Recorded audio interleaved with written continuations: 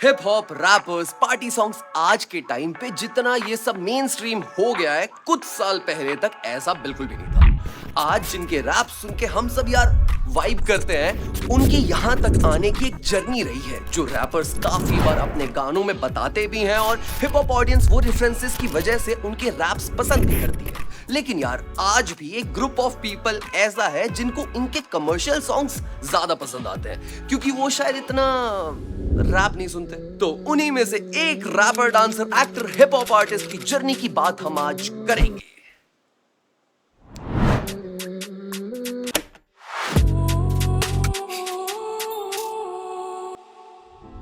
16 नवंबर 1988 को तिरुवनंतपुरम में एक दिल्ली बेस्ड मलयालम फैमिली के घर एक लड़के का जन्म हुआ जिसका नाम था दिलिन नायर। दिलिन ने एजुकेशन के लिए लगभग 6 स्कूल्स बदले क्योंकि उनके साथ के रिच फैमिली के बच्चे उनके शाबी शूज और उनके मिडिल क्लास फैमिली से होने पे उनको काफी बुली किया करते थे। दिलिन के घर वाले माइकल जैक्सन के गानों की कैसेट्स लेकर आते थे उनके लिए और एक बार उनके एक स्कूल फ्रेंड ने उन्हें एमिनेम और लिंकिन पार्क के गानों की सीडी दी जिसे सुनने के बाद म्यूजिक की तरफ उनका एक सॉफ्ट कॉर्नर बनने लग गया और वो बचपन से ही रैप और हिप हॉप में काफी इंटरेस्टेड थे। लेकिन उससे पहले एज अ किड उन्हें डांस का बहुत ज्यादा शौक था और इसीलिए अपनी पढ़ाई पूरे करने के बाद उन्होंने डांस क्लासेस लेनी शुरू कर दी और साथ ही वो कंप्यूटर एप्लीकेशन में बैचलर डिग्री भी कर रहे थे। हॉस्टल में रहते टाइम उन्होंने वहां फ्लुएंट हिंदी, पंजाबी और हरियाणवी लैंग्वेजेस सीखी और वो यूजुअली कॉलेज फेस्ट और क्लब्स में परफॉर्म भी करने लगे। कॉलेज के टाइम उनका पैशन हिप हॉप में था।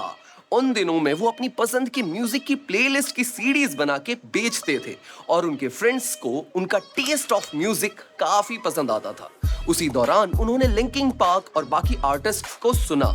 उनका म्यूजिक करियर कॉलेज के दिनों से ही शुरू हो गया था और धीरे धीरे वो पंजाबी में अपना म्यूजिक बनाने लग गए। इंटरनेशनल आर्टिस्ट्स को सुन के उन्हें लगा कि शायद यार गानों में ना फ्लेक्स ही करना होता है, तो वो अपने गानों में गाड़ी, रोवर, लड़की की बातें करने लग गए। दिलिन का हिप हॉप हसल स्टार्ट हुआ दिल्ली में, जहां एक major underground hip hop rappers आज भी एग्जिस्ट करते हैं।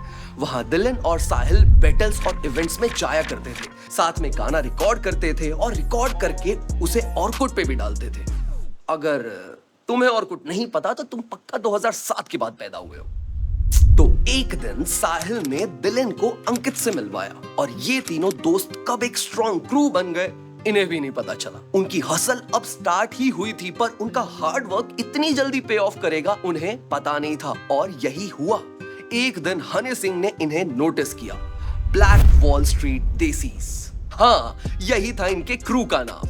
हनी सिंह ने जब उन्हें स्टूडियो में बुलाया तो इन्हें बादशाह का काम दिखा के उन्हें ये रियलाइज करवाया कि ये तीनों कितने बड़े वॉनाबीज बन रहे हैं। उन तीनों ने इस बात को सीख की तरह लिया और अपने काम पे और ज्यादा फोकस किया और फिर हनी सिंह ने इन तीनों को नाम दिया। दिलिन AKA मैक्स बना रफ्तार, साहिल कौशल बना लिल गोलू और अंकित सिंह पटियाल बना इक्का। बादशाह की हम पर किया काम दिए नाम हम तीनों को, सबके मुंह बंद था शक जिन जिन को। उसके बाद हनी सिंह, लिल गोलू, इक्का, बादशाह एंड रफ्तार साथ में काम करने लगे जिसे हम माफिया मुंदीर के नाम से भी जानने लगे थे। माफिया मुंदीर ने साथ में काफी गाने पे काम किया जैसे कि गेट अप जवानी, चूत वॉल्यूम 1, कॉन्डम और उसके बाद वो लोग फाइनली एक अच्छे सॉन्ग टॉप शो पे काम कर रहे थे जो रिलीज होने के बाद सबके लिए वो पार्टी एंथम बन गया। लेकिन इस सॉन्ग के रिलीज के बाद उनके माफिया मुंदीर के पैराडाइज में एक ट्रबल स्टार्ट हो गई जब रफ्तार ने पब्लिकली क्लेम किया कि इस गाने के लिरिक्स रफ्तार ने ही लिखे हैं और तो और रफ्तार ने इस गाने के लिए शूट भी किया था जो काफी एक्सपेंसिव था। बट जब फाइनल वीडियो रिलीज हुई तो रफ्तार वाज शॉक्ड क्योंकि वो वीडियो के सिर्फ एक शॉट में थे। Just then he decided to move out from mafia मुंदीर एंड उन्होंने माफिया मुंदीर छोड़ दिया क्योंकि उन्हें उनका क्रेडिट नहीं मिल रहा था जो उन्हें अच्छा नहीं लगा और रफ्तार और हनी सिंह के बीच एक साइलेंट बीफ स्टार्ट हो गई। एंड जस्ट लाइक दैट रफ्तार was on his own again.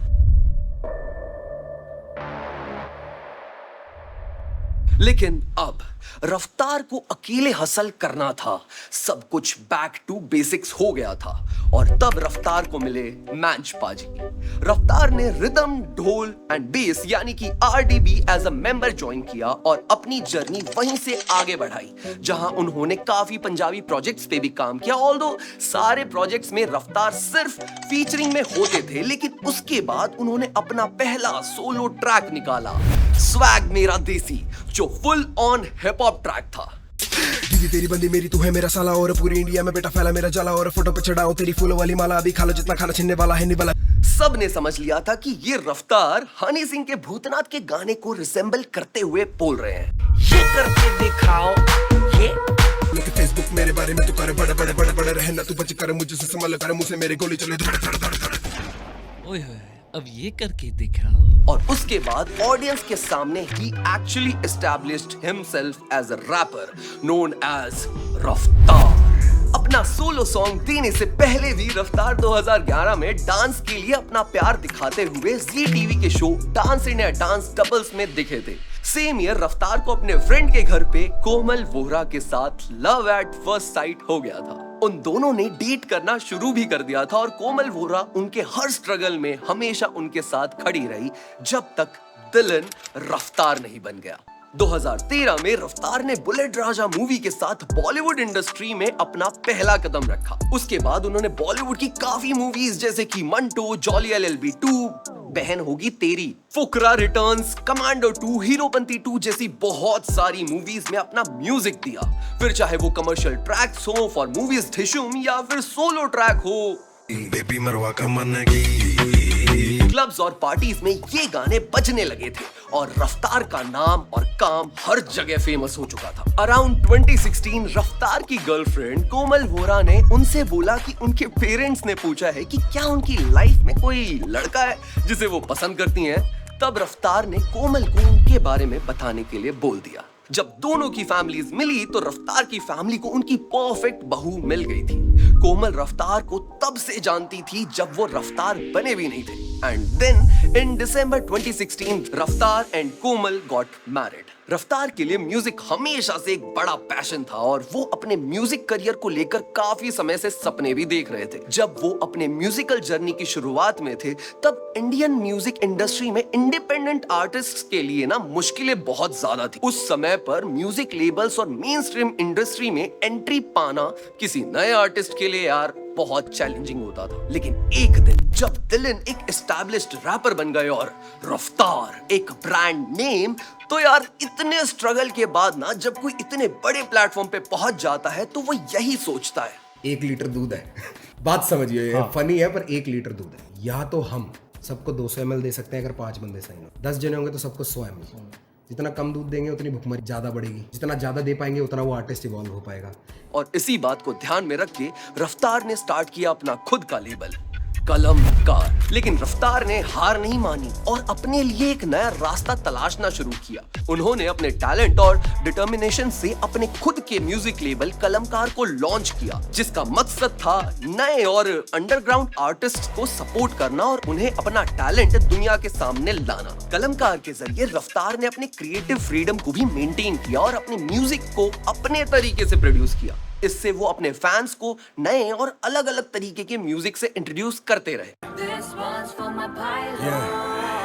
मेरे लोग सोते सड़कों पे, मेरे लोग कम कपड़ों में, सोशल झगड़ों में, चाही नहीं जिथे साडी रेंज होए नो। इनको चढ़ा है शौक तो लगा है चौक, ये गाना है सजर के आया दुनिया में एक कलाकार जो बनेगा स्टार, देसी है हॉप की जुबानी।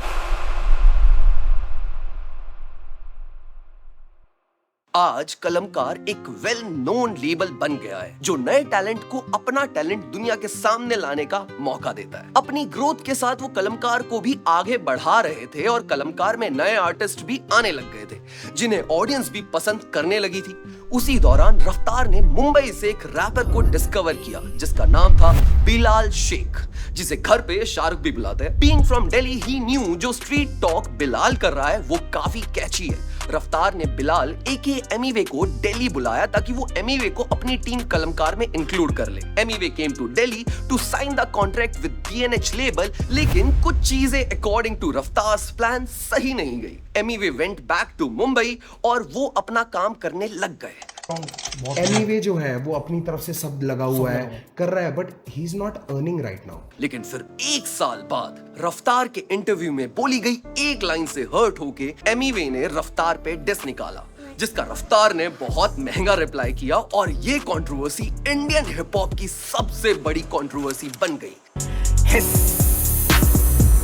सच्चाई है ये गाना नहीं डिस, जिसके बारे में लोग आज भी बात करते हैं। वो जब बहुत सारा अपना खड़ा कर लेगा, एक एम्पायर होएगा, तो उसको शोज के मिलेंगे। ये कंट्रोवर्सी तो चल ही रही थी, उसके बाद तभी रफ्तार काफी अंडरग्राउंड हो गए। No no no no no, not because of this controversy, लेकिन उनकी पर्सनल लाइफ में ना कुछ अप्स एंड डाउन्स चल रहे थे विद हर वाइफ कोमल वोरा। वो म्यूजिक प्रोड्यूस कर रहे थे और अपनी टीम कलमकार को भी आगे बढ़ाने की कोशिश कर रहे थे, लेकिन उनकी पर्सनल प्रॉब्लम्स खत्म नहीं हुई और फाइनली जिन्हें रफ्तार ने एक टाइम पे अपनी सोलमेट बोला था, उनसे अलग होने का डिसीजन उन्होंने ले लिया। शादी के 6 साल बाद रफ्तार और कोमल वोरा ने डिवोर्स के लिए फाइल कर दी। उनका डिवोर्स कोविड की वजह से थोड़ा सा आगे शिफ्ट हो गया था, लेकिन उन दोनों ने पहले से ही अलग रहना स्टार्ट कर दिया था। उस टाइम रफ्तार ने अपनी एल्बम मिस्टर नायर रिलीज की, जो एक फ्लॉप साबित हुई। बस एल्बम के सिर्फ कुछ ट्रैक्स हिट रहे, जैसे कि दिल्ली वाली बातचीत, मैं वही हूँ, इन्हें नाचने का शौक है। सही कह रहा है यार, ये टेस्ट नाइक बड़ी भयंकर आदत है। मेरा भी ऐसे ही कुछ हुआ, जनता चाहती थी और मैं चला था उनका टेस्ट चेंज करने। बेसुरा होके कहा, तू ज्यादा सुर में गा रहा है ट्रैप गाना, जैसे फ्यूचर रोता है ना वैसे रोते हुए कर। फिर वही हुआ, एल्बम डाली, फ्लॉप हुई और सारा दोष मैंने फैंस पे डाल दिया। रफ्तार के लिए ये टाइम पर्सनली और प्रोफेशनली काफी मुश्किल चल रहा था, लेकिन उसके बाद रफ्तार ने अपना सोलो सॉन्ग निकाला, गोट देखो, और वो ऐसा गाना साबित हुआ कि राइवल्स भी उसकी तारीफ करने लग गए।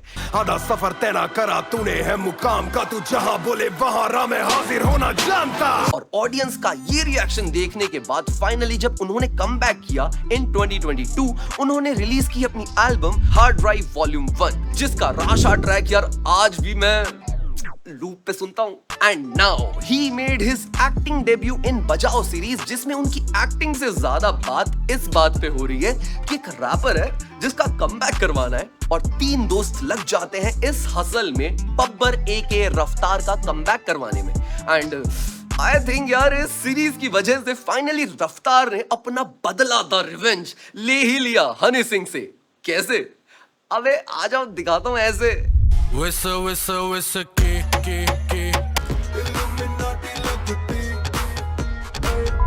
तो अगर यार तुम्हें ये वीडियो पसंद आई है, अगर आई है तो नीचे जो लाइक बटन है उसे जल्दी से दबा देना। और यार तुम्हारा भरपूर प्यार देख के तो यार आंखें नम हो गई हैं यार सही में। बस ऐसे ही प्यार दिखाते रहो और चैनल पे नए हो तो नीचे जो सब्सक्राइब बटन है उसे दबा दो। ऐसी अमेजिंग लाइफ हसल स्टोरीज मैं लाता रहूंगा। हम मिलते हैं अगली वीडियो में गाइस, तब तक के लिए नहीं, 1 मिनट, तुम लोग मुझे मेरे सोशल हैंडल्स पे भी फॉलो कर सकते हो। ये रहे हमारे सोशल हैंडल्स। हम मिलते हैं अब अगली वीडियो में, तब तक के लिए ओके बाय।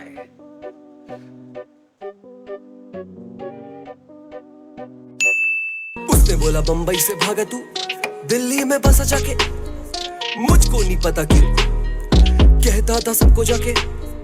11 साल की दोस्ती पे तू तो काला धब्बा है, एवरेस्ट पे चढ़ रहे तब दिया तूने धक्का है।